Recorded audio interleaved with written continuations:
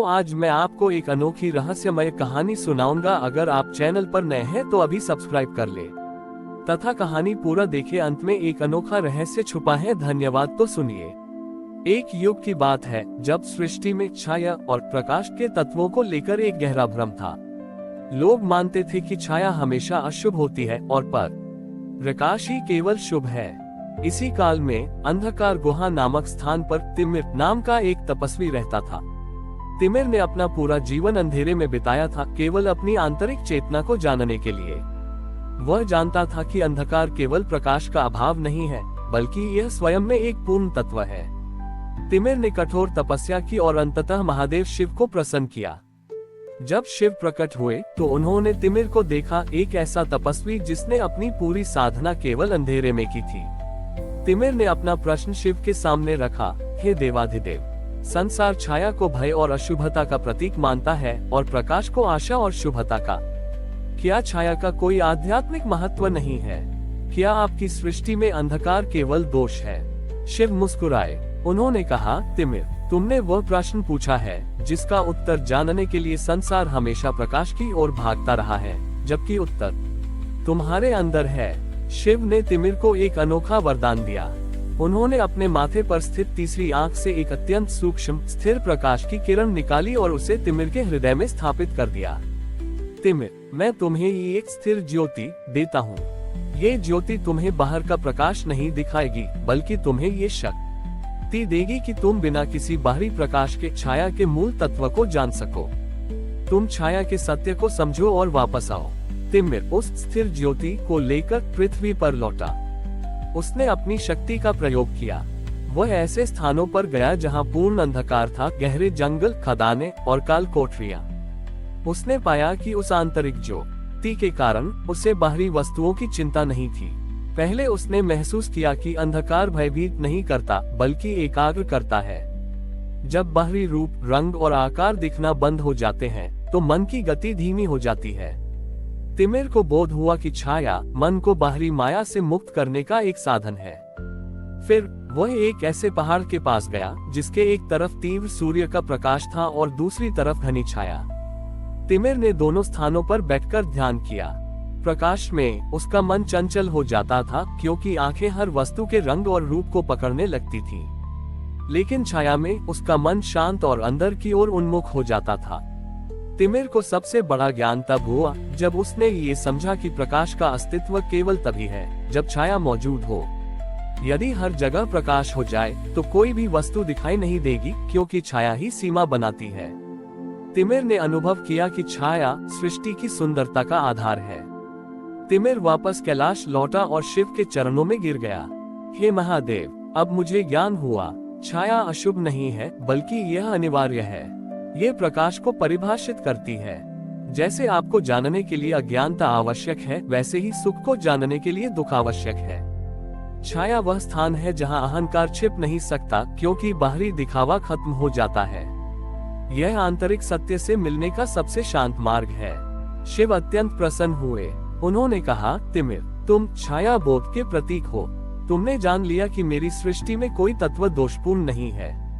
प्रकाश और छाया दोनों मेरे स्वरूप हैं, जैसे मेरा गौर वर्ण और मेरा नीलकंठ। शुभ और अशुभ दोनों के संतुलन से ही पूर्णता आती है। शिव ने तिमिर को आशीर्वाद दिया कि अब से वह छायानाथ कहलाएगा और उसका काम ये समझाना होगा कि आंतरिक प्रकाश खोजने के लिए कभी कभी बाहरी अंधकार में बैठना जरूरी होता है। इस प्रकार छायानाथ ने ये ज्ञान दिया कि जीवन में अंधकार के क्षण भी उतने ही महत्वपूर्ण हैं जितने प्रकाश के क्षण, क्योंकि वे हमें आत्म साक्षात्कार का अवसर देते हैं।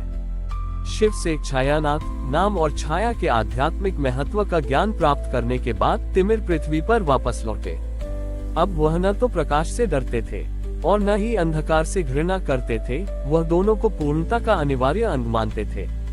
इसी काल में पृथ्वी पर एक भयंकर महामारी फैली, जिसने लोगों के मन में तीव्र भय भर दिया।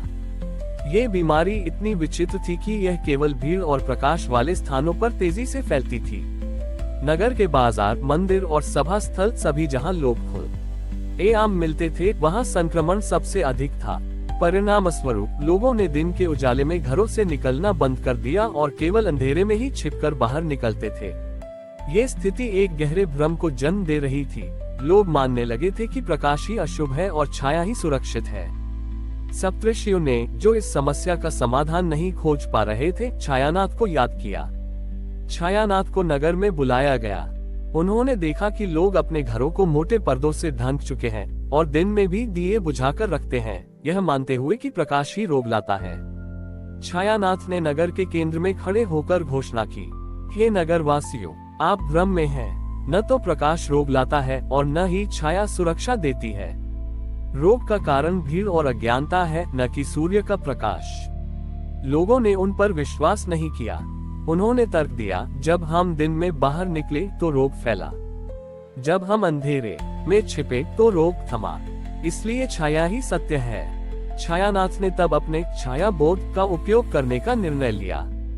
उन्होंने सभी से कहा कि वे दिन के समय एक बड़े खुले मैदान में इकट्ठा हों, जहां सूर्य का तीव्र प्रकाश हो। जब लोग डरे सहमे हुए मैदान में आए तो छायानाथ ने उनसे कहा, आज हम यहाँ अंधेरे को बुलाएंगे। आप सब अपनी आंखें बंद करें और अपने भीतर के उस अंधेरे को महसूस करें जो भय और भ्रम से भरा है। लोग डरते डरते आंखें बंद करके बैठ गए। तब छायानाथ ने अपनी आंतरिक स्थिर ज्योति की शक्ति का उपयोग किया।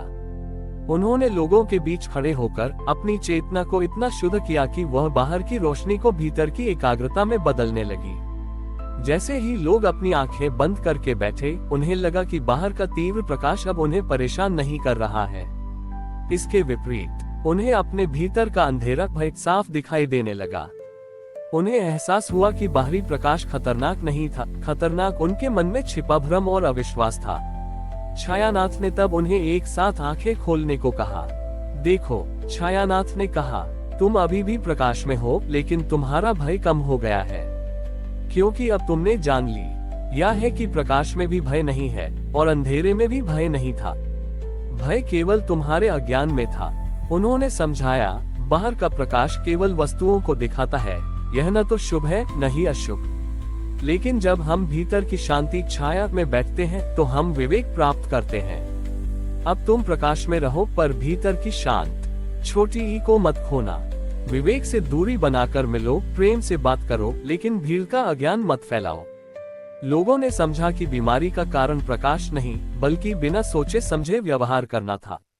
उन्होंने अपने मन के भ्रम को त्याग दिया और विवेक के साथ प्रकाश में रहते हुए भी सावधानी बरतना शुरू कर दिया। इस सामूहिक विवेक और आंतरिक शांति के कारण महामारी का प्रकोप तेजी से कम हो गया।